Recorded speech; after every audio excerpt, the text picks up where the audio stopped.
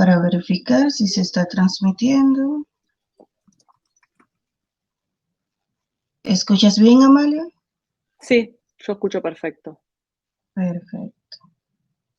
Pero no veo la transmisión en otros Ahí está la canales. grabación. Perfecto.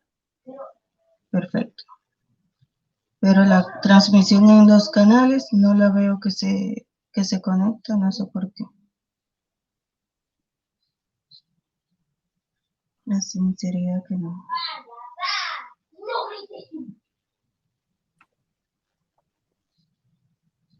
Solo me sale la opción tuya, no la de otros canales.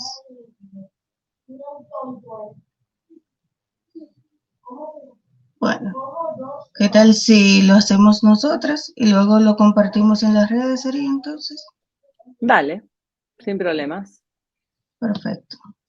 Adelante, cuando quieras iniciar, me avisas si estás lista. Bien, Perfecto. perfecto. Muy buenas noches formalmente a todos los presentes. Quien os dirige la palabra, Yairin Crustía, abogada de República Dominicana. Hoy vamos a hablar del interesante tema que es el rol del psicólogo forense, en este caso de partes, en lo que es un proceso penal. Nuestra expositora es la licenciada Amalia Bonino Méndez, la cual está presente el día de hoy y estará compartiendo con nosotros sobre nuestras expectativas sobre el tema. Para darle presentación a nuestra ponente, podemos decir que la licenciada Amalia es psicóloga forense y criminal de investigación. Es especializada en psicología jurídica y forense. También es experta universitaria de autopsia psicológica, certificada en Argentina, Cuba y México. Es experta universitaria de informe pericial a imputados y niños víctimas de abuso sexual, tanto en Argentina como en México. Además, es diplomada en psicología del testimonio en Argentina y México. Es diplomada en lenguaje corporal y detención de mentiras en República Dominicana. También es diplomada en trastornos de personalidad de la investigación criminal en Argentina y México. Es certificada en microexpresiones faciales en Bélgica y Argentina y psicología criminal en Cuba. Es docente en la Cátedra de Derecho Penal y Procesal Penal en prácticas psicológicas en la carrera de especialización de Psicología Jurídica Forense en Cuba. Es docente del Diplomado Internacional de Psicología Forense aplicado al Derecho Penal en México, disertante en talleres, simposios y congresos en jornadas nacionales e internacionales. Es cofundadora y directora de Perfil, una consultora de psicología, psiquiatría jurídica y forense. Es cofundadora de la Comisión de Psicología Jurídica del Colegio de Psicólogos de La Palta, del Distrito 11, y es funcionaria policial en la Dirección de Análisis de la Conducta Criminal y Victimología. Es exmiembro del Poder Judicial de la Nación en el Fuero Penal, todo esto en su país natal, que es Argentina. Licenciada, es suyo para que usted se explaye el día de hoy. Muchísimas gracias por estar presente en este conversatorio que tendremos, donde nos contará un poquito de lo que es ya el rol del perito de psicólogo de parte en el proceso penal. Adelante, la sala es suya. Bien, bueno, un placer. Gracias por la propuesta y la invitación. Y la intención de este espacio de comunicación es más que nada mostrar cuál es el rol del perito de parte, que sé que en Latinoamérica, no tanto en Argentina, pero sí en Latinoamérica en general, está bastante, no sé qué palabra usar que suene correcta, pero de alguna manera como desplazado del sistema, cuando de alguna forma el perito de parte también garantiza el debido proceso. Entonces, es una herramienta que los abogados tienen en sus manos para poder utilizar, de las ciencias que claramente se generen pruebas en el proceso, de todos podemos funcionar como peritos de parte para velar por los procedimientos, porque se hagan adecuadamente y por después tener la potestad de hablar sobre ellos en el caso de que no estemos de acuerdo o que querramos hacer alguna ampliación o aclaración en relación a lo que vislumbramos a lo largo de esa prueba. La intención de este espacio es más que nada ubicar el rol del perito y después sí tener nosotras, o que me hagan las preguntas necesarias, más que nada por parte de los abogados, que sé que suele haber en relación a nuestro rol y cómo nosotros podemos colaborar con ustedes a modo de equipo de trabajo, que eso es la idea. Voy a compartir pantalla para presentarles un pequeño esquema, más que nada, para poder, para gráficamente poder entender cuál es nuestro rol, desde qué lugar nosotros vamos a participar. Están mis datos, obviamente, a disposición. Soy directora de Perfil P, esta consultora en psicología jurídica y forense que se creó hace 8 años atrás y solamente trabajamos como peritos de parte, peritos psicólogos y psiquiatras de parte. Abocados a todos los fueros, pero en general nos especializamos en el fuero penal y criminal y sobre todo en delitos de abuso sexual. Teléfono, mail, a absoluta disposición para cualquier duda o consulta que puedan tener. A grandes rasgos, yo soy bastante organizada con la información y mi intención es ir de lo general a lo particular. Y a grandes rasgos, el psicólogo puede intervenir desde diferentes lugares dentro de un proceso penal. Puede ser como psicólogo clínico, como psicólogo jurídico o como psicólogo forense. Claramente, como el clínico puede intervenir. Si querés, Jairín, se puede mutear el micrófono y quizás es Perfecto, sí. más cómodo. Eso, gracias. El psicólogo clínico puede intervenir en el sistema, obviamente, si es solicitado por un juez para elevar algún informe en relación a algún paciente, ya sea en una institución pública o de forma privada, que se encuentre involucrado en algún proceso penal. Pero interviene como psicólogo clínico, no forma parte del rol pericial, ¿sí? Después, como psicólogos jurídicos, obviamente podemos intervenir dentro del área de minoridad, de la fuerza de seguridad. La psicología jurídica es, en general, lo que tiene que ver con todo lo que es seguridad y justicia, ¿sí? Pero particularmente el psicólogo forense se encuentra dentro de lo que hace a la psicología jurídica en general, pero el psicólogo forense se aboca pura y exclusivamente a la participación en los fueros de la justicia. Por ende, puede cumplir diferentes roles dentro del fuero, ya sea como perito oficial, dentro de la justicia, dentro del sistema de justicia, con un sueldo fijo, como perito de la fiscalía, por ejemplo, de un centro de asistencia a la víctima.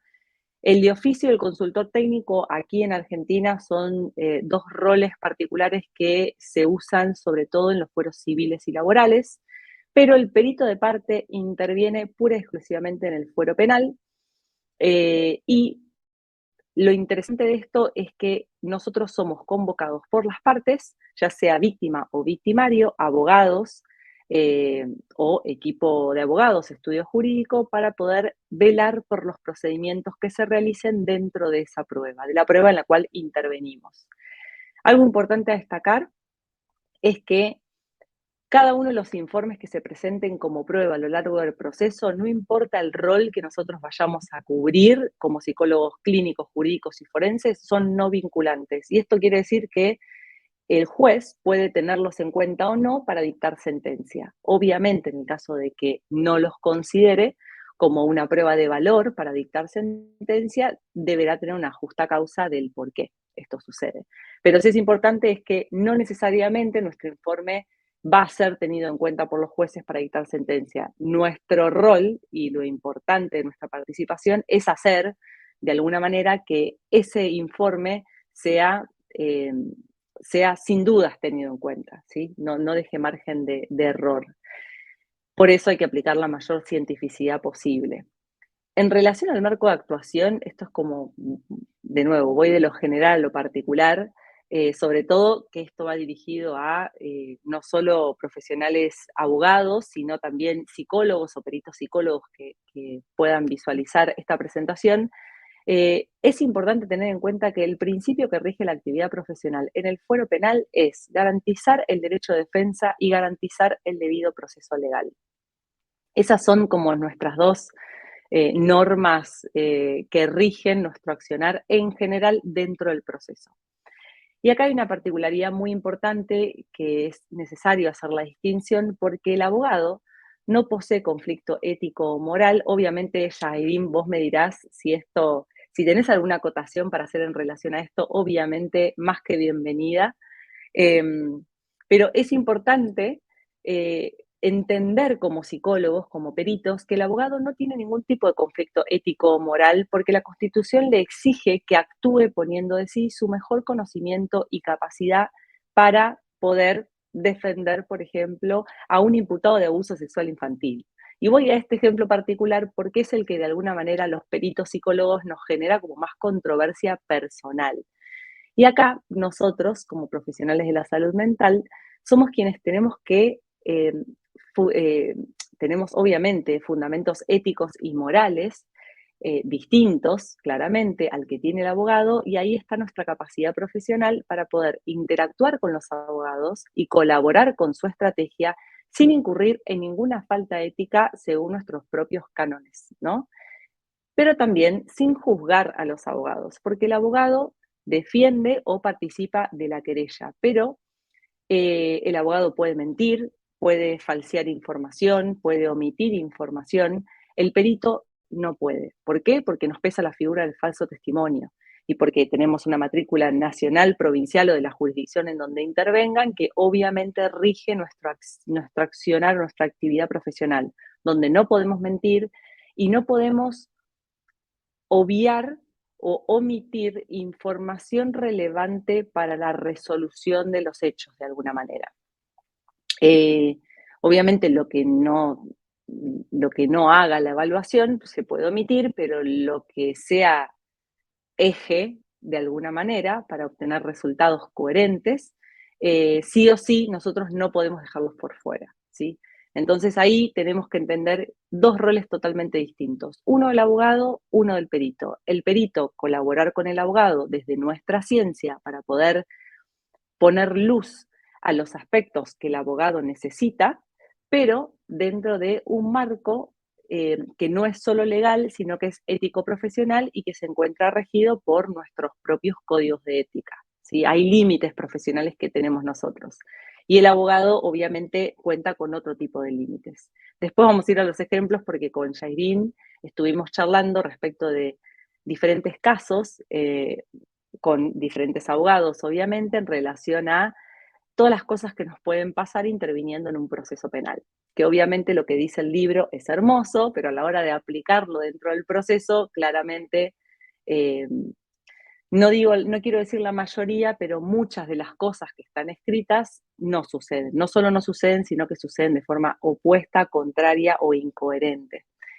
Entonces, en razón de esto, es muy importante entender que hacer justicia no es lograr una condena. Esto de todo lo que sale en general en los medios de comunicación que piden justicia, la justicia está simbólicamente, eh, tiene una connotación de condena y esta no es una realidad fáctica, porque realmente un juicio justo, la justicia implica un juicio justo. Y esto puede tener dos finales posibles, que uno es la absolución y otro es la condena.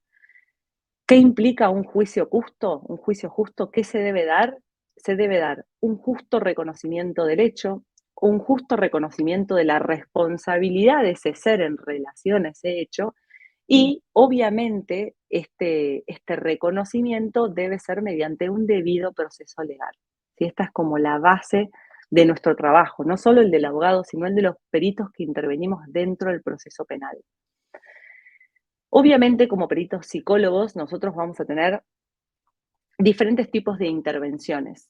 Después vamos a ver más detalladamente cuáles pueden ser, pero podemos intervenir de forma preliminar, o sea, previo a que se comience con un proceso penal, o podemos participar ya habiendo comenzado el proceso penal. Obviamente dependiendo de los procesos que haya en cada uno de los países, que son diferentes, vamos a intervenir en uno de una manera o de otra. Nosotros en Argentina, nuestro proceso penal se divide en dos grandes ejes. Uno, que es la investigación penal preparatoria, que sería el proceso que se realiza de forma escrita, la investigación escrita, y por otro lado tenemos una segunda instancia que es el debate oral.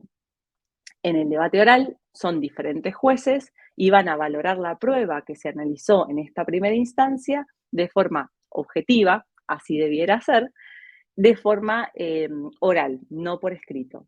¿Y esto qué significa? Que esto yo no lo supe hasta hace unos pocos años, que fue un dato muy interesante que nadie me había comentado, tan interesante que parece que pasa por alto, pero es que en instancia de juicio no leen nuestros informes. O sea, en instancia de juicio, los abogados, los jueces, perdón, los tres jueces que se encuentran en esta segunda instancia, simplemente se van a basar en algunos datos de la causa y no van a leer la totalidad de los informes ni de las declaraciones, por eso es que se van a basar de esa prueba, de cómo es la defensa de esa prueba, de forma oral, en el debate.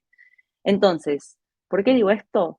Porque probablemente los jueces que están en juicio no van a leer ni no leyeron nuestro informe, entonces no es que simplemente las partes nos van a preguntar o van a indagar respecto de aspectos que hayan quedado quizás eh, difusos o, o raros o incoherentes o simplemente aspectos que haya que aclarar, sino que hay que tener en cuenta que si nuestro informe es importante para la resolución de los hechos, es también importante que nosotros podamos transmitir en el debate oral el contenido total del informe y por qué llegamos a esas conclusiones. Obviamente con una metodología y un procedimiento científicamente validado, ¿no?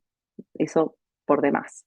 Pero sí es importante que no solo ese temor que le genera en general a los peritos declarar en un juicio oral, empezar a tomar ese temor, entrenarlo con oratoria, con argumentación jurídica, haciendo diferentes tipos de cursos, como yo he hecho en relación a esto, para empezar a quitar miedos y tener más argumentos discursivos para poder defender conclusiones arribadas en un informe pericial y defender nuestras argumentaciones exponiéndolas de forma coherente para que el juez pueda valerse de la prueba que nosotros estamos presentando en el proceso. Dato aparte, pero era importante tenerlo en cuenta. Son dos instancias diferentes, la investigación y el juicio. En ambas instancias, uno es de forma escrita y otro es oral, pero en la etapa oral no leen el informe que fue presentado en forma escrita. Entonces, atención para presentar toda esa información de la forma más clara posible. Esa es una forma en la cual podemos intervenir los peritos psicólogos y otra forma es de forma preliminar, como había dicho anteriormente, que tiene que ver con previo a que se comience un proceso. ¿Para qué? Por ejemplo, para conocer si el caso tiene entidad suficiente como para justificar una acción penal o civil o laboral, porque podemos intervenir en cualquier tipo de casos, sino también para conocer si existe alguna alternativa que pueda ser utilizada como estrategia en un futuro proceso. Estos son como dos grandes momentos y dentro del procesal estas dos instancias. Cada vez que abordamos un caso, esto hablo también de forma súper personal, obviamente, esta es mi forma de abordar el caso como equipo de trabajo. Nosotros somos un equipo de peritos, como hablé anteriormente. En general, el perito trabaja muy solo y la verdad es que habiendo trabajado en la justicia penal argentina de la Nación y en la policía de la provincia de Buenos Aires, de la policía, en la Dirección de Análisis de la Conducta Criminal y Victimología, siento que el trabajo en equipo es clave, es la clave del éxito, básicamente. Entonces, mi intención fue formar un equipo de trabajo para poder trabajar de forma conjunta e interdisciplinaria determinados casos, dependiendo de la expertise, la jurisdicción, la formación, la experiencia y otras posibilidades a tener en cuenta. Cada vez que abordamos un caso, siempre es en equipo. El trabajo es en equipo, no solo en equipo nuestro dentro de la consultora, sino que a partir de que un abogado pasa un caso, nos solicita un caso, las partes nos contratan para un caso y tenemos contacto con ese abogado o estudio jurídico, nosotros pasamos a ser parte de un equipo de trabajo entre todos.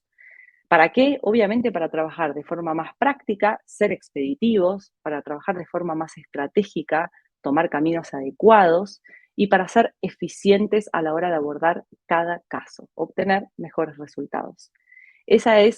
Yo soy bastante práctica para trabajar y por eso de alguna manera siento que este sistema de trabajo en equipo es funcional a, a sacar lo mejor de nosotros como profesionales para poder dar nuestra mejor versión en cada caso, obviamente.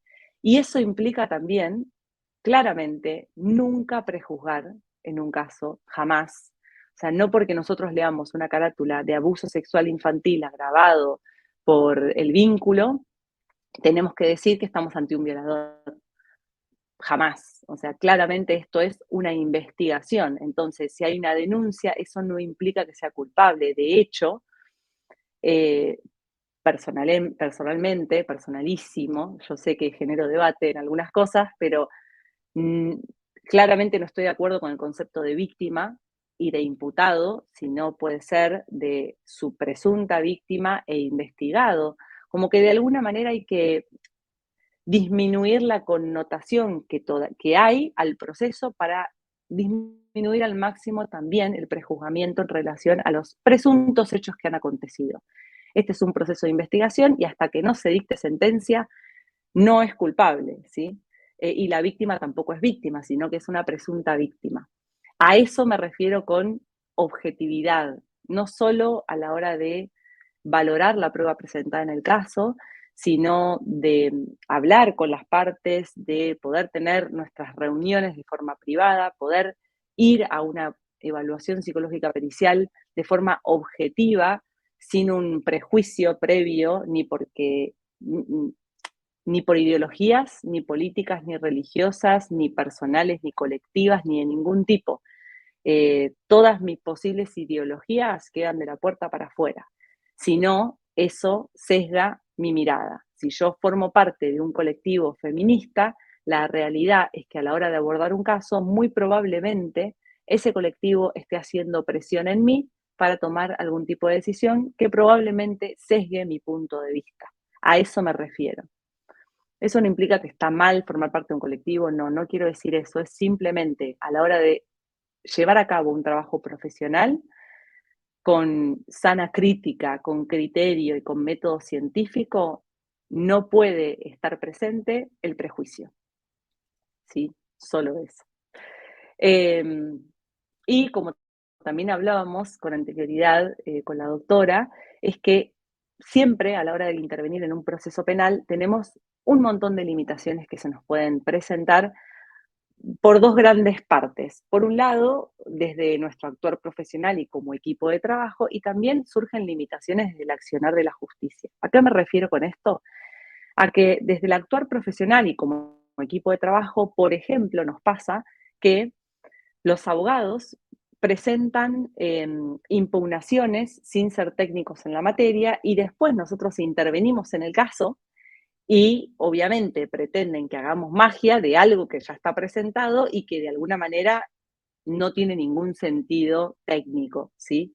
Porque claramente no se asesoraron con un perito especialista en esa ciencia, sino que trabajaron por o recomendación o alguien que les dio letra para, pero no un especialista.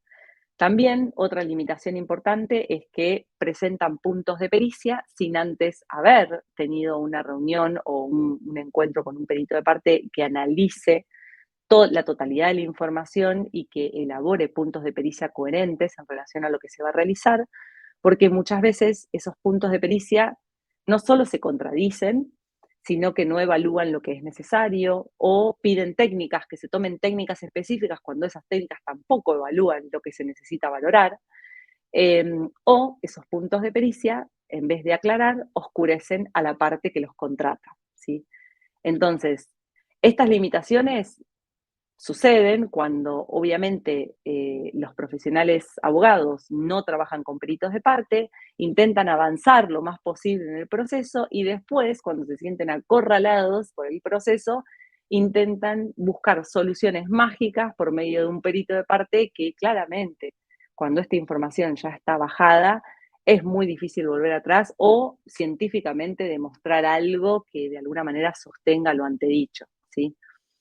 Por eso es importante, abogados, estudios jurídicos, tienen que tener sus peritos de parte de confianza, un perito psicólogo, un perito psiquiatra, un perito médico, un perito arquitecto, antropólogo. Dependiendo del tipo de casos o de delitos que trabajen, tienen que tener una agenda de peritos de confianza con los que ya saben que pueden trabajar y que pueden cubrir sus necesidades urgentes, sobre todo. Porque los plazos en la justicia son muy cortos y, por ejemplo, nosotros acá en Argentina, cuando ponen una fecha de pericia, las partes tienen 3 días para proponer un perito de parte. Y muchas veces, si no tenés un perito de parte de confianza para poder intervenir, en 3 días es muy difícil que lo encuentres, puedas hablar con la familia, hablar con el perito, acordar honorarios, ver cuál es el proceso, que esté disponible para poder intervenir en esa causa. Muy complejo. Entonces, yo diría que para mí es clave tener peritos de confianza para poder no solo intervenir en los procesos, sino asesorarse. Asesorarse. Nosotros hacemos muchos asesoramientos a nivel nacional e internacional. Asesórense, pregunten, aprovechen que tienen especialistas en la materia que son una herramienta clave para el proceso. Esto pueden ser limitaciones que suceden, obviamente, en los procesos y pueden variar dependiendo del caso, ¿no? Claramente. Pero también desde la instancia, desde el accionar judicial, o sea, desde la justicia, eh, tenemos un montón de otras limitaciones, como también lo que hablábamos anteriormente, que claramente lo que está escrito en los códigos de procedimiento rara vez sucede de forma física a la hora de intervenir en un acto pericial.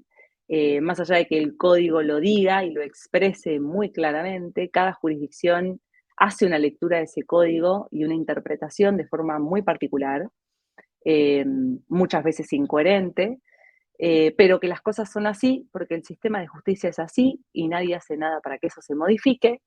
Entonces, los peritos de parte, en general, estamos moviéndonos, acá decimos cintureando, moviéndonos y adaptándonos a las diferentes jurisdicciones, al juzgado o fiscalía que solicita diferentes cosas y las pide de una manera determinada, en la cual nosotros quizás no teníamos conocimiento, o que el perito oficial de esa jurisdicción trabaja de esta manera, no te deja participar, no te deja elaborar el informe en conjunto como el código lo dice. Nosotros estamos constantemente tratando de garantizar el debido proceso, aunque las garantías y la eficacia de esas garantías están en una puja constante dentro del sistema penal, sobre todo, que es algo sobre lo que estoy escribiendo.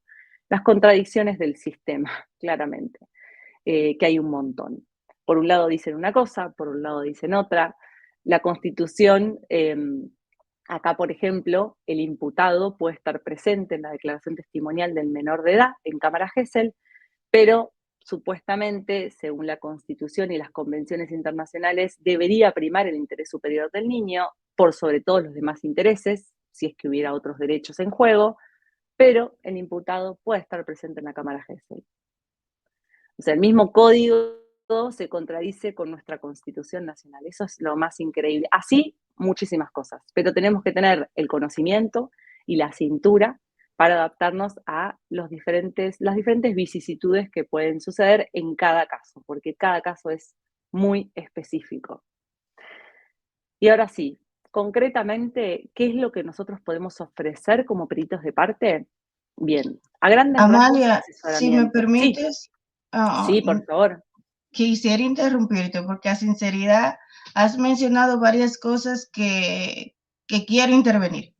No me Bien, me aguanto. encanta. Voy a aprovechar que te tengo a mano para hacerte Voy preguntas. a, perfecto, y saco esto, así nos vemos. Bien. Ah, perfecto. Me encanta. Estuviste mencionando la parte, efectivamente, acá también en la Cámara GESEL, al imputado se le da la posibilidad de poder participar. Pero ¿qué sucede? Lo ponen de forma virtual, no directamente de manera presencial, sí para preservar lo que tiene que ver con el interés superior del niño, que eso se rige en todas partes. Pero me llama mucho la atención Sí. en cuanto a su participación en la Cámara GESEL. Nosotros como abogados, porque me voy a incluir, podríamos también llevar nuestro perito, es lo que tú dices, sin Claro. problema alguno. Nosotros en Argentina, eso habría que obviamente ver el código de procedimiento de cada país, pero deberían poder hacerlo porque eso hace a garantizar el debido proceso y al derecho de defensa, que vos lleves, nosotros vamos a las declaraciones testimoniales en Cámara GESEL como peritos de parte, tanto de víctima o victimario, y participamos no activamente en este acto, sí en la evaluación psicológica pericial, pero intervenimos eh, de atrás del vidrio, obviamente, pero presentando preguntas antes de que se realice la cámara GESEL en el caso de que sea necesario, y si no, en un momento de la cámara GESEL se interrumpe, la perita oficial la interrumpe y viene al lugar donde estamos nosotros a preguntarnos si es que tenemos algún interrogatorio o alguna pregunta específica que querramos hacerle al menor. Y ahí es cuando trabajamos en equipo con el abogado, que ya estamos haciendo las anotaciones pertinentes y quizás ampliamos o generamos algún tipo de interrogatorio en algún punto específico para aclarar algún aspecto particular, que yo sé que la defensa necesita o que sé que la querella necesita.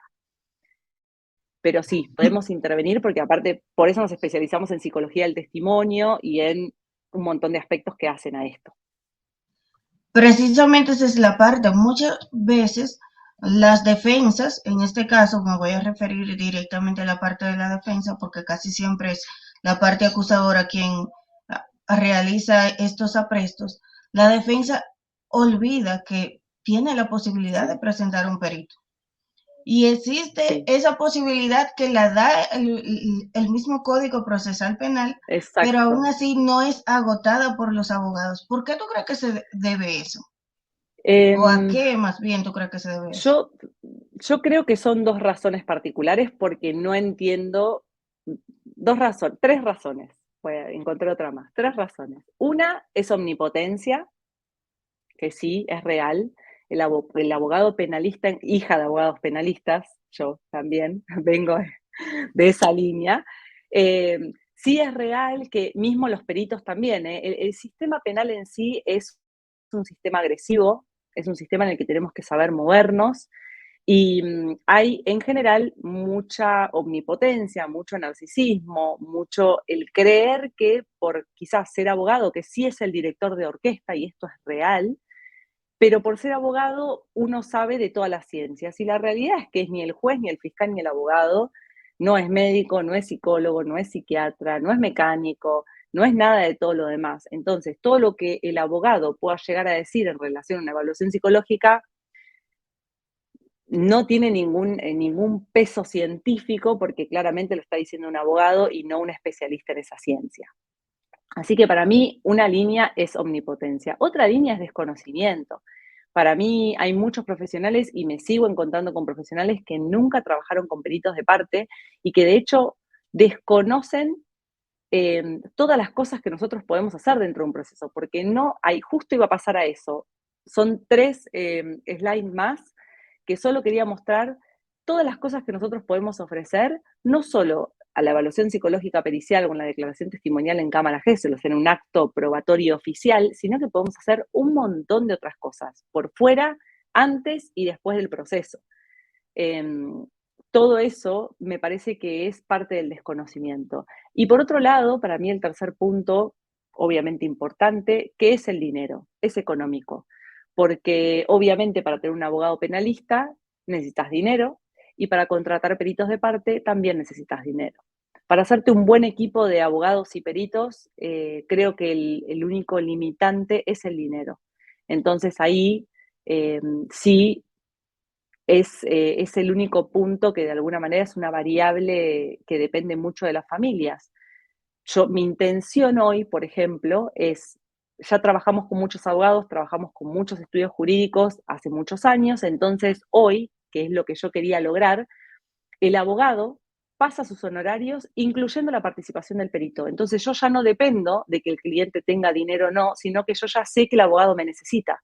Entonces sus honorarios también están pensados porque él me necesita a mí. Entonces él va a cubrir nuestros honorarios. Que esa era mi intención primera, que el abogado nos necesite, que el abogado se dé cuenta de lo que nosotros podemos cambiar, eh, ese punto de vista y esa cientificidad en relación a las pruebas en las cuales intervenimos. Sí, para mí son esos tres pilares: omnipotencia, desconocimiento y obviamente el pilar económico. No sé si estás de acuerdo. Efectivamente, a veces los abogados nos Okay. creemos que no las sabemos todas, a sinceridad que sí. Y a veces Sí, sí. también incluso por el mismo desconocimiento de las cosas, de que sí podríamos llevar un psicólogo experto en el área para cada una de estas actuaciones, incluso también Tal cuando cual, está en las audiencias, no únicamente tal cual, para este tipo de situaciones. Y a veces a los psicólogos exacto. se les olvida esa situación. Y Eso nosotros para también en lo tu hacemos caso. un montón, de Ah, solo ir como testigos expertos a declarar en un juicio oral, por ejemplo, y no intervenimos en los procesos que se hicieron antes. Entonces, yo analizo toda la prueba, analizo todo el expediente y obviamente lo analizamos en equipo, y nos preparamos para declarar en un juicio oral, obviamente desde la cientificidad de la prueba, velando porque el procedimiento se haya hecho como corresponde, el procedimiento a nivel jurídico y a nivel psicológico, que las pruebas que se hayan administrado sean validadas en la zona donde se tomó, cuáles fueron los resultados, que la integración diagnóstica tenga sentido, o sea coherente, o sea hay contradicciones. Sí somos de ir a declarar mucho a juicios por esto, porque pasa que no utilizan peritos de parte en el procedimiento de investigación penal preparatoria y después en juicio se agarran de los pelos porque no tienen prueba a favor. Entonces, de alguna manera, ahí es donde empiezan a buscar peritos de parte. Y el rol sería testigo experto, para declarar en un debate oral. Sí. entonces, no sé si tú tendrás dentro de tu presentación preparado o si me podrías esbozar alguna de esas actuaciones que realizarían al momento de la investigación los peritos, Bien, porque muchas sí, veces se creen que simplemente es tal precisamente cual. un interrogatorio a un menor de edad, por poner un ejemplo. Y existen otros, y quisiera ver cuáles otros, ya de tu voz experta, podrían ser esos. Perfecto, sí, exacto. La intención era simplemente a grandes rasgos mostrarles los ámbitos o los puntos en los cuales nosotros podemos intervenir como peritos, psicólogos y psiquiatras. Em, a nivel de asesoramiento estratégico, que es bastante más general que intervenir en una prueba pericial, podemos realizar, por ejemplo, un informe diagnóstico preliminar, podemos evaluar de forma preliminar a un imputado o a una presunta víctima para valorar esa prueba y ver ante qué estamos, ante qué situación estamos y cuáles son los mejores pasos a seguir para esa estrategia de defensa o de querella. Podemos participar en la investigación de la prueba documental en la causa y el abordaje estratégico, simplemente analizar todo el expediente completo y analizar minuciosamente todo lo que tenga que ver con lo psicológico y lo psiquiátrico, con la salud mental, que hay causas que tienen muchísima información en este sentido, y colaborar con la estrategia de defensa o de querella.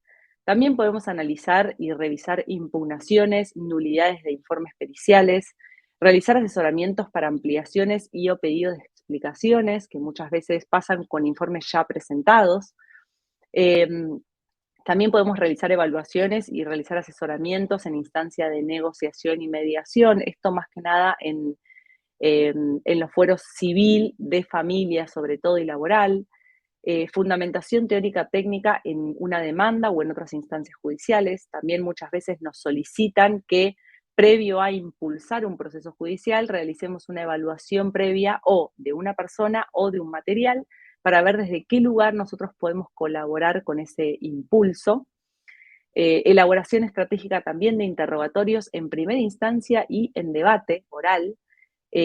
Hablo de primera instancia porque obviamente hay muchas declaraciones de testigos o de profesionales que declaran en sede judicial previo a que la causa se eleve a juicio, y ahí también podemos asesorar tanto a la defensa y a la querella que están presentes en estos interrogatorios para ver cuál es la mejor línea estratégica para interrogar, qué tipo de interrogantes debería ser, anticiparnos a las posibles respuestas del profesional y darle herramientas para que pueda salir de situaciones que sabemos que son indominables para el abogado porque simplemente las desconoce. Entonces es prepararlos para no solo primera instancia, sino en debate oral, que eso también solemos hacerlo mucho, estar como asesores en los juicios orales, en el equipo jurídico, para preparar interrogatorios de declaraciones en general y de testigos expertos en particular. Análisis estratégico del debate oral, esto que les comentaba. También podemos intervenir propiamente dicho como peritos de parte o consultores técnicos para valorar daño psíquico, evaluar imputabilidad e incapacidad, dependiendo de los fueros, ¿no? Claramente. Podemos elaborar también o ampliar puntos de pericia, concurrencia al proceso de la prueba pericial, o sea, cuando se realiza el acto pericial, psicológico o psiquiátrico, presenciar evaluación o realizar evaluaciones psicológicas forenses, pueden ser en instituciones penitenciarias o en centros de internación también, muchas veces cuando nos encontramos ante detenidos, son muchos los casos que tenemos personas detenidas, nos podemos ir al sistema penitenciario a evaluarlos directamente dentro del penal, o cuando hay internaciones, ya sea psiquiátricas o voluntarias o involuntarias, de alguna manera podemos ir también a valorar esa prueba. Participación en la declaración testimonial de menores de edad en cámara Gesell, y a raíz de estas participaciones que hacemos tanto en las pruebas psicológicas como en las declaraciones testimoniales en cámara Gesell, podemos presentar nuestro propio informe técnico, adhiriendo o no al dictamen elaborado por el perito oficial designado en la causa, obviamente dependiendo del observado en el proceso evaluativo pericial, confeccionando, por ejemplo, aclaraciones, ampliaciones o alguna oposición o impugnación, obviamente valorado desde la ciencia, ¿sí? Con argumentación científica. Nada es porque yo lo digo, sino porque hay elementos científicos congruentes y coherentes para poder llegar a esta conclusión, ¿sí? Eso es importante. Y por último, en relación a la evaluación psicológica más específica, podemos realizar evaluaciones psicológicas forenses, esto que habíamos hablado, de forma privada, en el medio del proceso, que también se realizan de forma privada, si es que no se realizan de manera oficial. También podemos realizar diferentes tipos de perfiles psicológicos, tanto victimológicos como criminológicos, dependiendo de los casos. Podemos participar de la prueba psicológica pericial, dependiendo de la instancia, dependiendo del fuero, dependiendo del proceso. Y podemos también realizar autopsias psicológicas. Este es un método con el cual me formé con la creadora de este método, que es Teresita García Pérez, que es cubana, que es una psiquiatra forense muy reconocida de Cuba, que creó este método para poder analizar de forma retrospectiva e indirecta quién fue en vida una persona, o quién fue esta persona que se encuentra o desaparecida o secuestrada, porque también puede aplicarse a secuestros extorsivos, desapariciones, trata de personas y fallecidos, porque con personas fallecidas quizás está la muerte dudosa, que no sabemos si se trata de un suicidio, de un homicidio o de un accidente. Por eso es que se intenta analizar de forma retrospectiva e indirecta, porque no contamos con esa persona, quién fue en vida esa persona. Y se puede aplicar a tanto el fuero penal como civil y laboral. Porque, por ejemplo, en el fuero penal podemos colaborar con la tipificación del delito, realizando este método, que es un método muy extenso y muy complejo de realizar, que solo podemos realizarlo psicólogos y psiquiatras especializados en esta temática. para evaluar, o sea, tipificar el delito y evaluar el estado de indefensión y la tipología victimal, ¿sí? Ante qué tipo de víctima nos encontramos. También se puede aplicar al fuero civil para saber, por ejemplo, si una persona fallecida estaba en sus capacidades para poder administrar sus bienes, firmar documentos legales, regirse por sí misma, tomar decisiones y determinar, por ejemplo, en accidentes de tránsito, si una persona que tuvo un accidente eh, pudo haber tenido una posible alteración de sus funciones psíquicas superiores, que son las de atención y concentración, en este caso particular, que pudieron haber interferido para que se produzca el accidente. Por ejemplo, enterarte del fallecimiento de tu hijo manejando y tenés un accidente y matas a una persona. Entonces, claramente, tu funcionamiento psíquico no es el mismo que si no hubieses recibido esa noticia. Entonces, hubo algo que sí alteró tus funciones. Entonces, esto de alguna manera disminuye tu responsabilidad. A eso me refiero. La importancia del método de autopsia psicológica es como de alguna manera organizar el delito, tipificarlo, ver cuánto puso de sí la víctima para que esto suceda, cuánto puso de sí el victimario, qué responsabilidad hay en torno a esto que sucedió. Y, por ejemplo, en lo laboral, también, si hay un fallecido en un acto laboral, en un trabajo específico, bueno, si este fallecido estaba en condiciones como para poder cumplir con ese rol laboral, porque obviamente sabemos que todos los trabajadores atraviesan por una evaluación psicológica y médica para cumplir con un rol específico y si efectivamente estaba cumpliendo con el rol para el cual se había dicho que tenía que hacer, ¿sí? ¿Por qué? Porque al conocer esta realidad, vamos también a conocer cuál es la responsabilidad institucional en relación a este fallecido. Y obviamente de esto deriva la indemnización, porque alguien tiene que indemnizar a esa familia por ese muerto. Entonces, la autopsia psicológica es un método que es aplicable de forma espectacular, con un montón de áreas, pero también desconocido el método. Se utiliza muy poco, la verdad, en Argentina y en Latinoamérica, ni hablar. En Argentina se empezó a utilizar supuestamente en el 2005, pero hay muy pocos casos y hay muy pocos profesionales formados en este método. Y sí colabora en poder poner luz a un montón de aspectos dudosos de investigación. Eso sí, importante. Y eso más que nada para poder, nada, presentarme, exponer más o menos cuál es nuestro rol y abrir un debate en torno a esto, eh, más que nada en relación a los abogados, estudios jurídicos y peritos que nos encontramos trabajando con ustedes mano a mano.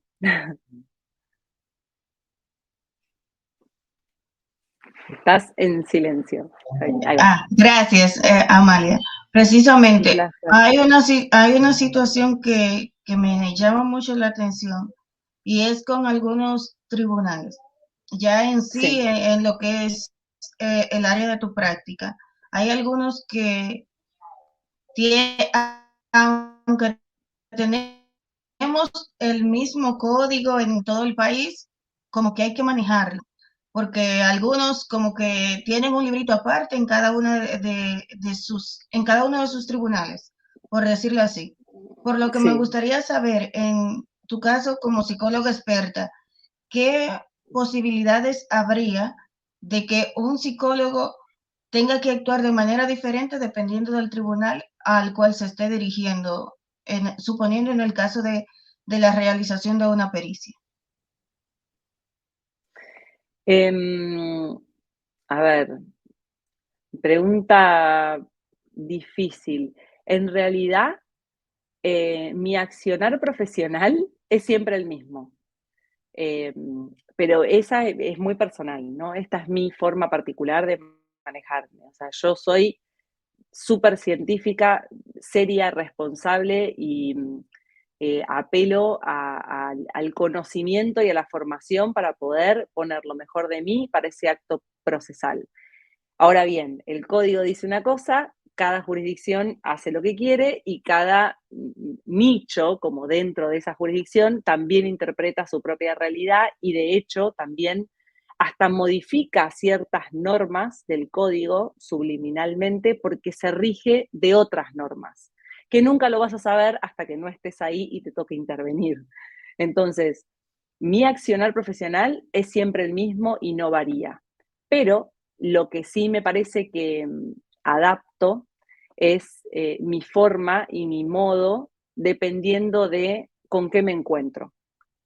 Yo en general, en general somos muy mal recibidos los peritos de parte, porque obviamente vamos como a marcarle al perito oficial lo que está mal, y realmente esa es una fantasía también que es necesario eliminar, porque el perito de parte obviamente va a velar porque el procedimiento sea como corresponde, pero tengo la fiel creencia de que 4 ojos ven mejor que 2. O sea, hacer 2 peritos es espectacular para hacer una evaluación. Es debatir, es poner puesta en común, es preguntas que quizás a vos no se te ocurrieron, a mí se me ocurren porque yo tengo otra parte de la película que el perito oficial no tiene, porque yo hablé con la parte.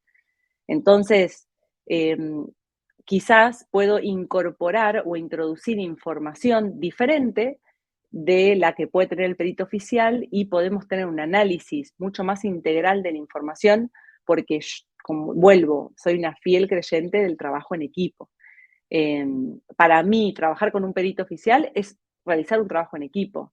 Entonces, como sé que somos mal recibidos en general, yo voy con la mejor de mis actitudes, con una sonrisa, que es una neurona reflejo, yo sonrío, el otro sonríe, asiento, uso todas las herramientas que yo sé para evaluar, también para claramente tener la mejor predisposición para el comienzo de esa prueba. Después, obviamente, depende mucho de la actitud del otro y yo me acomodo un poco a esa actitud y a ese rol que me toca, que yo no tengo ningún problema en cómo me traten, porque ya eso lo tengo trabajado hace mucho, que en general es un sistema muy agresivo, como ya lo dijimos, pero yo escribo. No, a nosotros nos leen, a mí yo no voy a pelearme, yo voy a escribir. Entonces voy a evaluar, analizar y escribir.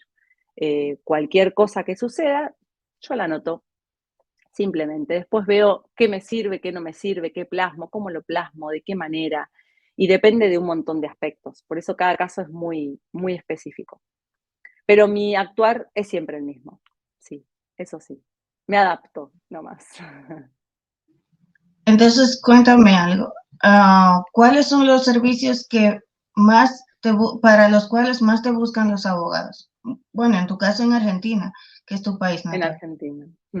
Em, para intervenir, la mayor cantidad de casos que tenemos, te diría el 90% de los casos, tenemos abuso sexual infantil, la mayoría, porque ya nos especializamos en esa temática.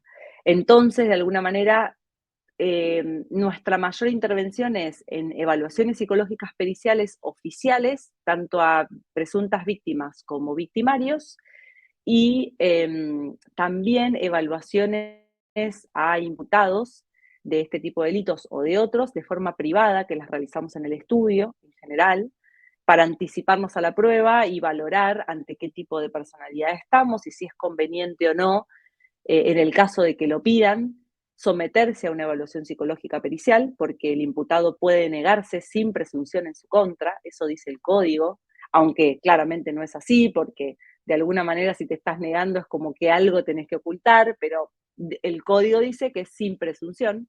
Entonces, muchas veces, pero es una realidad y debería ser sin presunción absolutamente, porque el hecho de que tengas una estructura de personalidad con características y con rasgos, por ejemplo, psicopáticos, tampoco te hace culpable, para nada.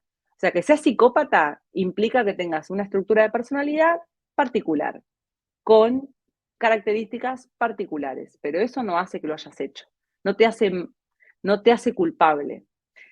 Sí es verdad que ese tipo de características de personalidad se alinean en mayor o menor medida con este tipo de delitos. Entonces, de alguna manera, eh, la interpretación de esa información en general es negativa y no es valorada objetivamente.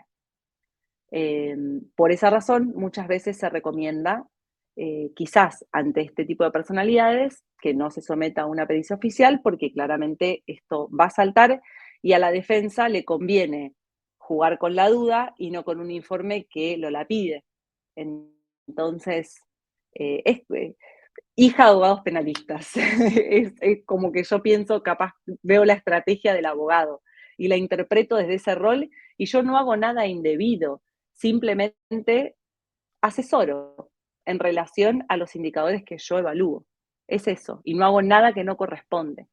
De la misma manera, cuando hay indicadores de abuso sexual en un menor que evalúo, yo le aviso al abogado, le digo, están todos los indicadores. Y yo no tengo ningún argumento científico para sostener nada opuesto a lo que surge de la evaluación. La perito hizo todo de forma correcta, tanto procedimentalmente desde el derecho como desde la psicología, utilizó las técnicas adecuadas, los están todos, es de manual, por ende yo no puedo ponerme a esta prueba. Y yo le aviso al abogado que ese es mi rol. Ahora, que él tome la decisión que crea conveniente. Si me quiere revocar de la causa, que me revoque. Si quiere apartarme, que lo haga. Si prefiere que yo no firme el informe, que lo haga. Ese no es, o sea, no es mi rol. Yo no lo juzgo tampoco. Yo no juzgo si esto pasó o no pasó. Yo valoro indicadores. Presencia o no de indicadores. Y sí alerto a las partes cuando hay algo que está sucediendo. Yo mantengo informadas siempre a las partes. Y dependiendo de eso, el director de orquesta, que es el abogado, que decida qué hacer. Yo me muevo sin problema. Eso.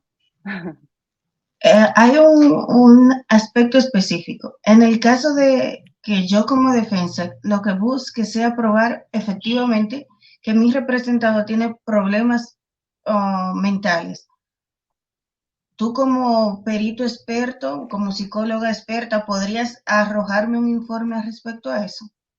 ¿Cómo? De nuevo, perdón, no entendí la introducción.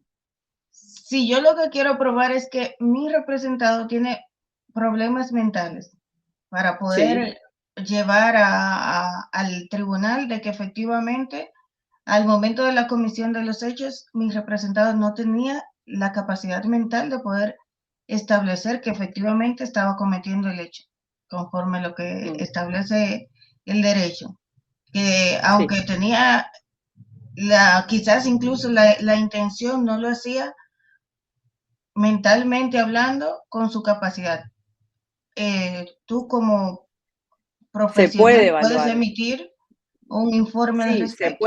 se puede evaluar primero y ese tipo de evaluaciones sí requiere de interdisciplina porque es psicología y psiquiatría. O sea, sí o sí es un tipo de informe que debe elaborarse en conjunto porque de hecho, antes de que se eleve una causa a juicio, evalúan al imputado si está en condiciones de alguna manera, ahí no me sale la palabra, pero es como darse cuenta de, de lo cometido, de alguna manera, y de la acción y de dirigir su conducta, y eso sí o sí requiere de psicología y psiquiatría en conjunto. ¿Se puede hacer? Sí, obviamente se puede hacer la evaluación, obviamente hay que ver los resultados. Esa evaluación se realiza de forma privada y dependiendo de los resultados de esa prueba, nosotros te asesoramos en cuál es el mejor camino. Quizás podemos emitir un informe para que sea presentado en la causa, si es que esto efectivamente es así, y si esto no es así, porque también pasa mucho de que el abogado te pide y que a la hora de ver los resultados le decís, mira, la verdad es que es imposible poder efectuar este tipo de informe porque claramente no es así y si lo evalúan de forma oficial, olvídate que va a saltar. Entonces, no es posible emitir un informe porque yo estaría faltando a, obviamente al falso testimonio. Entonces, no hay ninguna forma en la que ni yo ni nadie del equipo nos sometamos a eso, ni por dinero ni por nada. Sé que hay peritos que lo hacen, no es nuestro estilo. Eh, por ende, si se puede sostener de modo científico, se hace, se elabora y si no, se asesora en cuál es el mejor camino. Sí. ¿En cuáles tipos de asesoramientos ustedes podrían ayudar a los abogados? Porque a veces ahí nos quedamos frenados. Sí, un psicólogo lo único que me puede decir es, yo voy a una entrevista forense y el resultado yo te lo doy y ya. Pero ¿en qué otras Claro. cuestiones? Sé que hay muchos psicólogos, peritos sobre todo, que trabajan de forma muy independiente y de alguna manera como desligada o hasta deslindada del proceso en general. Es como que van, hacen su evaluación, entregan el informe y listo, y en realidad no. Claramente la intención también de crear este equipo de trabajo va más asociado a entender la necesidad del abogado y que claramente somos un equipo de trabajo, no solo entre nosotros, sino con el abogado que nos contrata, y nunca nada se va a entregar por escrito sin que antes pase por el abogado. Que primero, obviamente, corroborar que lo que escribimos en un informe se alinee a su teoría del caso, porque eso es lo más importante, porque claramente nosotros tampoco tenemos que ser omnipotentes, porque hay muchos peritos que lo son, en que vamos a tener la respuesta de todo, en que muchas veces los abogados manejan estrategias y tienen testigos o tienen pruebas que nosotros desconocemos y que está perfecto, y por eso tienen que antes sí o sí pasar por un abogado, porque quizás nosotros con nuestro informe estamos tirando abajo una estrategia que el abogado tenía y que si nosotros presentamos ese informe, claramente estamos hundiendo la parte que nos contrata. Entonces, eh, hay aspectos que sí o sí deben pasar por el abogado. No creo en que el perito deba trabajar de forma independiente, solo y independiente, digo, no solo por solo físicamente como perito psicólogo, sino independiente de un proceso que incluye una gran cantidad de personas que están trabajando en pos de la verdad jurídica, porque nadie más que las personas que intervinieron en ese hecho van a saber la verdad real de lo que sucedió. Pero no solo intervenimos en los procesos oficiales, sino que eso, por fuera, podemos analizar causas completas y obviamente podemos emitir un informe en relación a eso, podemos emitir un punto de vista o un asesoramiento estratégico, podemos preparar interrogatorios para juicios, podemos evaluar anticipadamente algo que se va a realizar después para ver cuál es el posible resultado que puede dar. Obviamente, dependiendo del caso, hay un montón de cosas que podemos hacer antes, durante y después. Solo es cuestión de, por eso para mí es interesante que los abogados o los estudios jurídicos tengan peritos de confianza para poder consultar. Simplemente, che, en esto, ¿me puedes ayudar en algo? ¿Hay algo que puedas? Tengo una pericia. Quizás el cliente no tiene dinero para pagar un perito de parte, pero hagamos esto. Vamos a hacer un asesoramiento, necesito que analices la causa y que me des una punta de cómo puedo abordar este caso. Y quizás no trabajo como perito de parte, pero sí estoy dándole una mano al equipo jurídico para poder pensar en una estrategia más alineada desde nuestra ciencia. Hay un montón de cosas que se pueden hacer. Es tan variable como cada caso, porque más allá de que la carátula sea la misma, cada caso es muy particular y dependiendo de eso nos movemos. Hay una cuestión que escuché que mencionaste que me llamó mucho la atención. Como psicólogos, ustedes pueden asesorar en cuanto al interrogatorio que se puede realizar en una audiencia. Sí, también. Nosotros tenemos, de hecho, mi papá es abogado penalista, mi mamá falleció hace muchos años, pero mi papá actualmente ejerce ya mucho menos, pero sí empezamos a trabajar, de hecho, con él, que fue un gran impulsador de esta posibilidad. El análisis que tiene de una causa un perito psicólogo es totalmente distinto a la que tiene un abogado. Más allá de que a nivel procedimiento es el mismo a lo largo de todo el proceso, la lectura de cada aspecto particular y la minuciosidad que nosotros tenemos para detectar ciertas particularidades es distinta a la del abogado. Entonces, lo que sí hacemos mucho es trabajar en conjunto con los abogados en preparar los interrogatorios para los futuros testigos de un debate oral. ¿Para qué? Para buscar contradicciones, para de alguna manera, porque en general los abogados sí es real también que no leen en profundidad, excepto en momentos particulares. Pero, porque lo mismo, nosotros nuestros informes leen las conclusiones, no leen el cuerpo del informe, la mayoría de las veces.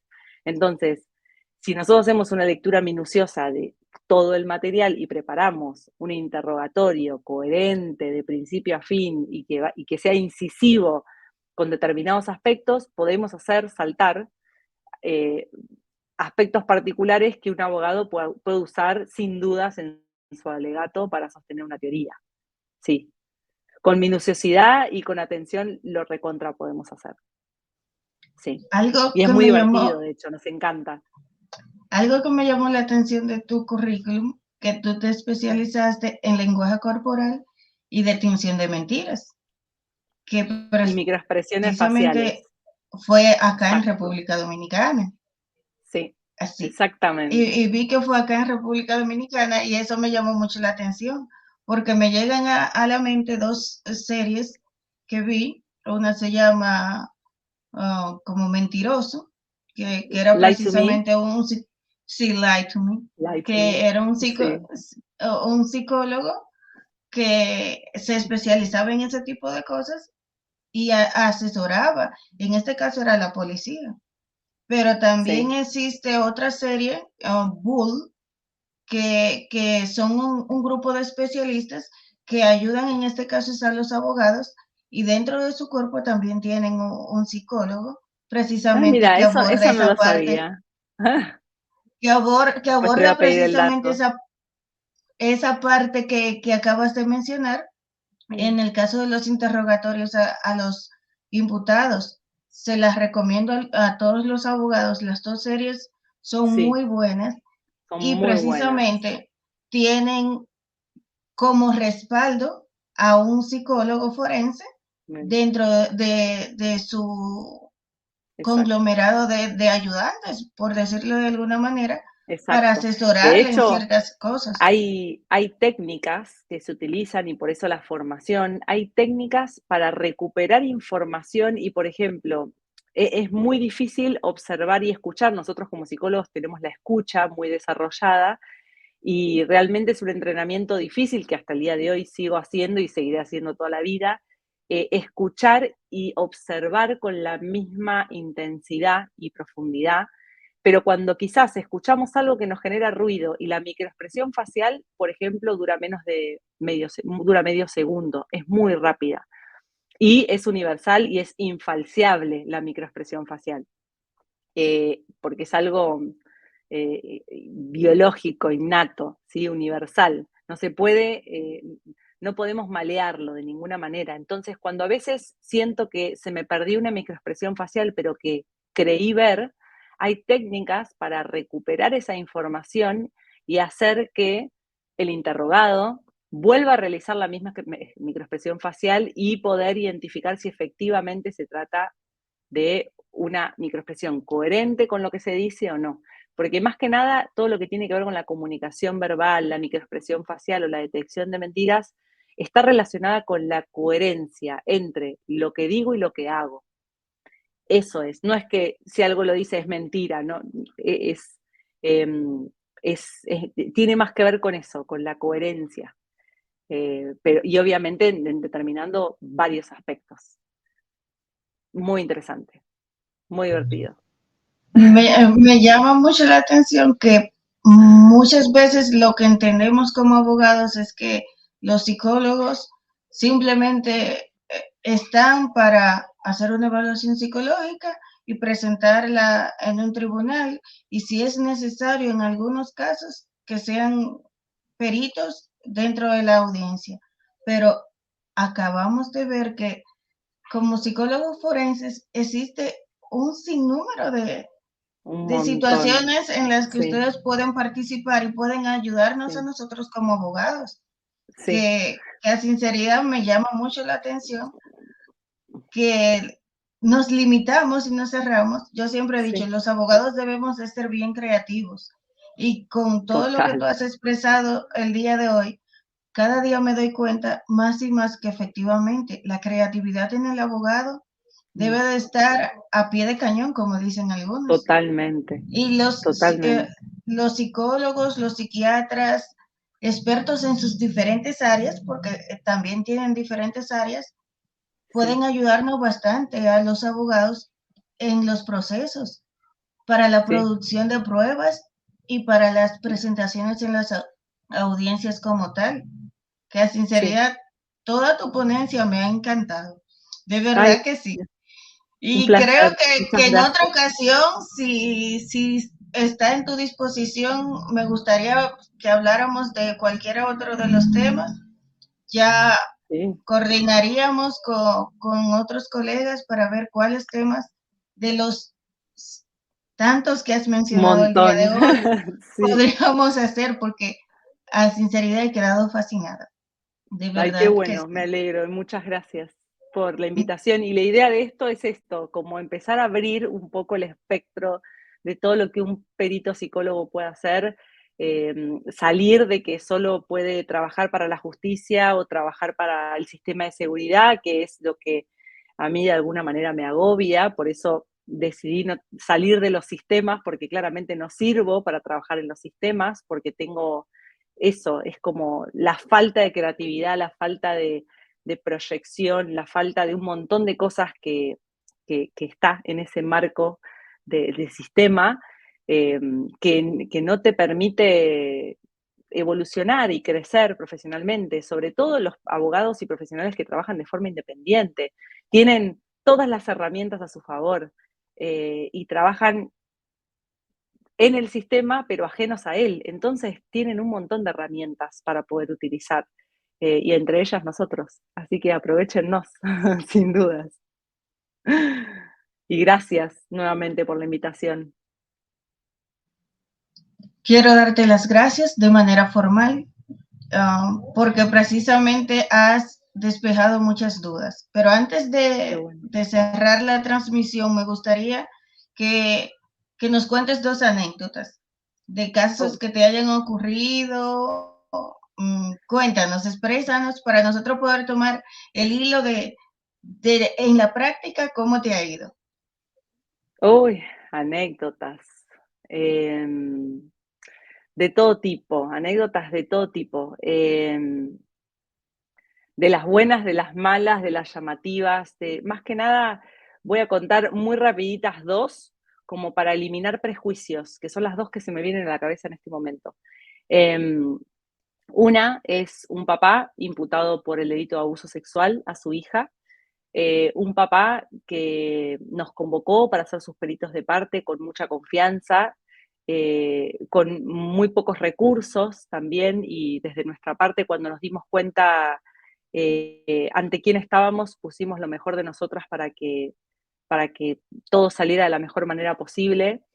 Y después de trabajar con ese papá y con ese equipo de abogados, tanto en civil como en penal, como en familia y de diferentes, porque en general familia y penal están bastante alineados en este tipo de delitos.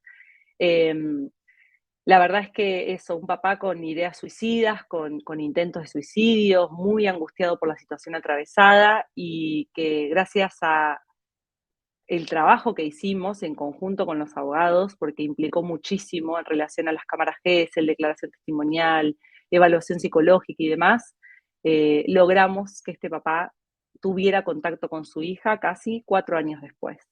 Así que, y sostenerlo desde la línea psicológica, psiquiátrica, contenerlo, trabajar, porque también eso, trabajamos en equipo con psiquiatras, porque claramente cuando nos encontramos ante una alerta de una idea suicida, nosotros tenemos que accionar como profesionales de la salud mental que somos y tenemos que trabajar en equipo con un psiquiatra para poder abordar estos casos de alarma con mucha rapidez.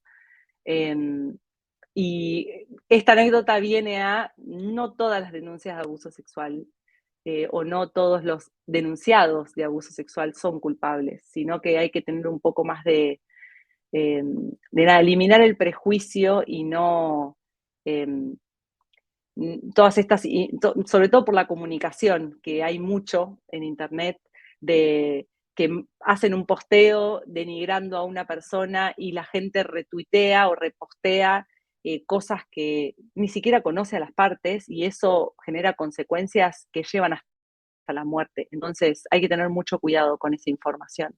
Cuando uno no conoce o no sabe el caso, no juzguen, no conocen a las partes, ocúpense de su vida y hagan lo que quieran, pero no se ocupen de arruinar la vida de otros si ni siquiera saben qué es lo que pasó. Eso por un lado. Y por otro lado, para eliminar mitos también, se me viene a la cabeza un caso bastante actual en relación a una mamá que denuncia por el abuso sexual de su hijo por parte del papá. Nosotros vamos por parte de la querella.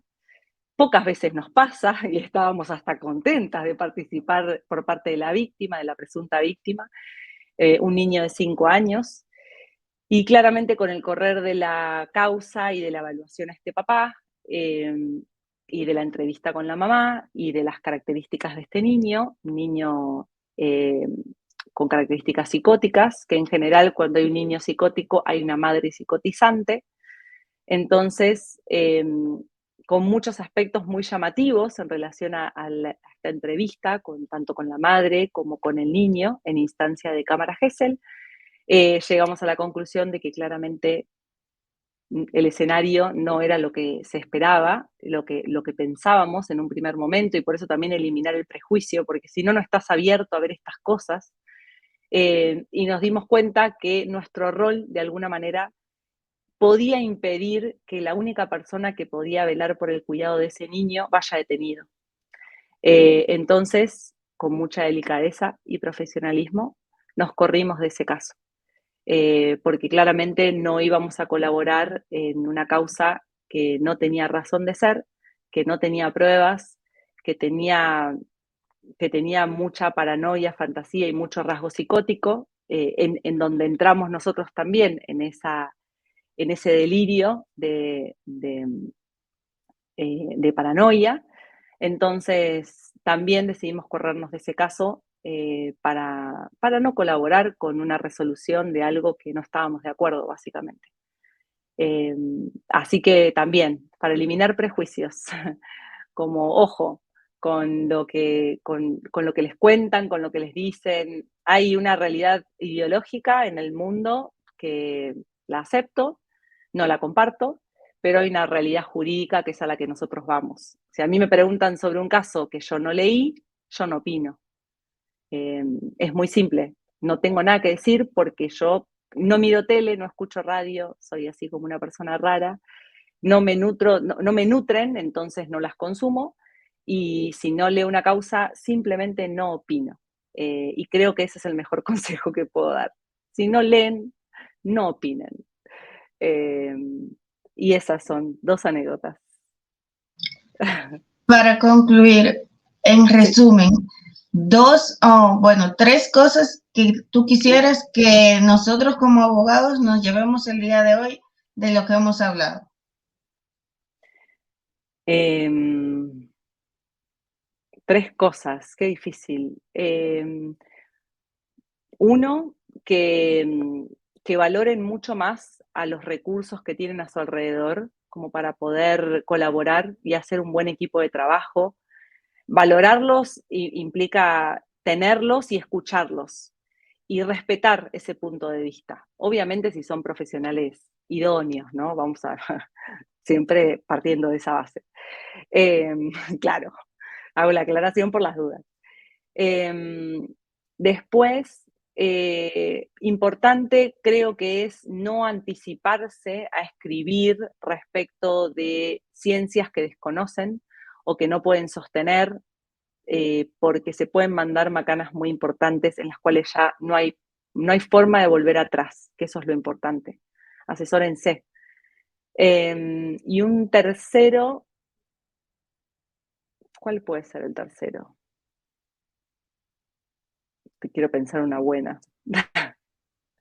Eh, Ay, no se me ocurre. No se me ocurre un tercero. ¿Qué puede ser? ¿Algo que se te ocurra a vos, que yo Bueno, haya dicho o que no haya dicho? a sinceridad, lo que más me llamó la atención fue todas las áreas que puede abordar un psicólogo forense. Bien. Como abogados, tenemos que tener pendiente todos los que nos están viendo que indiscutiblemente un Mm, psicólogo forense es una mano amiga Sí, indispensable en cualquier proceso. Y ya totalmente. pudimos ver que no únicamente un proceso penal, sino también en un proceso civil, porque son Mm, de utilidad en grandiosas situaciones. Y yo, total, a sinceridad, eso es lo que me llevo. Un psicólogo forense es una mano amiga esencial en cualquier proceso total. que yo pueda llevar como abogada. Gracias, Amalia. Gracias. Muchísimas gracias por Un compartir placer, con nosotros el día de hoy y mm, en otra ocasión quizás podríamos volvernos a ver en otra sin duda. entrevista. Gracias, de Quedo a verdad que sí, disposición. muchas gracias. Pasa una Un muy placer. buena noche. Bye. Gracias a ustedes. Adiós.